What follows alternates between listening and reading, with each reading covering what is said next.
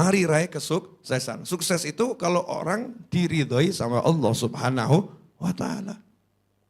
Kalau Allah ridho sama seseorang, orang itu sukses. Maka sukses gak pernah bergantung dengan materi, jabatan, gak pernah. Nah ini contoh wawancara kecil, contoh ya. Ada seorang bapak dan ibu, suami istri, diwawancarai oleh Ustadz Iis, misal saja. Gimana Pak, anaknya yang nomor 1? Wah, anak nomor 1 jadi dokter. Seperti Mas Hibi insya Allah yang akan jadi dokter. Masya Allah. Oh, anak nomor 1 jadi dokter. Sukses anak saya itu. Dia sekarang lagi mengelola rumah sakit. Ustadz Iis lihatnya, wow. Dokter punya rumah sakit, sukses. Anak nomor 2, oh yang nomor 2, dia tidak seperti kakaknya. Kakaknya punya rumah sakit. Kalau dia yang punya rumah sakit. Maksudnya gimana? Ya, saham-sahamnya itu dia yang punya. Dia ahli ekonomi. Sekarang dia sudah menguasai sekitar 70 perusahaan. Wow, sukses.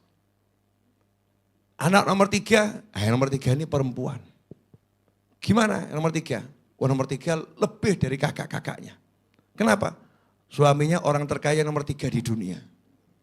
Masya Allah, modalnya mau jadi bojo. Enggak diceritakan ahli-ahli ya, suaminya orang paling kaya nomor 3 di dunia. Sehingga dia dikasih ini bla bla bla bla, wah sukses. Nah yang nomor 4, yaitu yang nomor 4 itu dari kecil tuh memang tidak pandai berhitung. Enggak pandai berhitung dia, jadi suruh jadi ekonomi ya, enggak bisa. Kemudian suruh jadi dokter, enggak bisa. Wajahnya ya pas-pasan. Terus sekarang, ya itu dia cuman hafal Al-Quran, terus ngajar di pesantren kecil. Yang keempat nih yang kurang sukses. Ini kalau bapak ngomong begini, sing waras sing ndi? Kalau ada loh ya. Yang mana ini yang paling sukses sebetulnya? Yang buat orang tua yang paling sukses ini yang hafal Al-Quran. Ini yang ngasih mahkota ke orang tua, betul ya? Dia bisa mendidik anaknya jadi orang yang hafal Al-Quran, punya pesantren. Ini yang paling sukses tanpa kita mengatakan yang lain tidak sukses. Yang lain sukses-sukses, tapi ini yang paling sukses. Ini yang paling sukses. Jadi pola pikir kita rubah dulu. Kenapa penting gitu? Sehingga nanti kalau dirimu itu kok pengen jadi ABC, kuliah 7 tahun, gelarnya macam-macam terus nganggur. Jangan bilang aku enggak sukses. Kan gitu ya? Maka jangan nunggu sukses nanti. Nanti kalau saya udah lulus saya akan sukses. Nanti kalau saya udah punya perusahaan saya akan sukses. Nanti. Maka sukses itu enggak ada kata nanti. Tapi langsung kapan? Sholat berjamaah, sukses kamu. Hayya 'alas shalah, hayya 'alas shalah, hayya 'alal falah. Wah itu kata Allah sholat jamaah sukses. Orang yang tadi sesuk, yo saiki sukses. Segera kita sholat berjamaah. Oh dalam sholat inilah kesuksesanku. Rubahlah semua kata sukses itu jadi taat. Bukan duit, bukan pangkat, bukan macam-macam. Nah kalau udah seperti itu subhanallah, nanti urusan yang tadi saya sebutkan itu, duit, fulus, pangkat akan ngikut semua. Akan ngikut semua. Buktinya, ya nggak usah jauh-jauh. Pilpres kemarin nih 2024. Jadi presiden itu kan sukses luar biasa ya. Betul kan ya? Dalam ilmu kemanusiaan umum.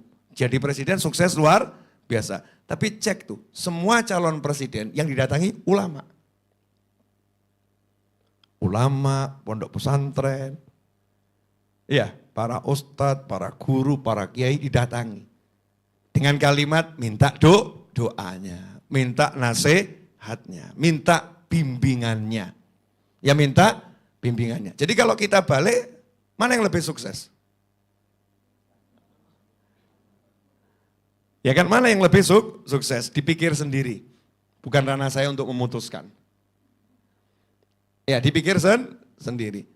Karena itu, saya nggak mengatakan yang ini tidak sukses, ini tidak sukses, ini nggak sukses. Tapi yang paling sukses yang mana? Itu yang harus kita kejar. Jangan jadi yang biasa-biasa saja. Karena Allah nggak pengen kamu jadi yang biasa-biasa saja.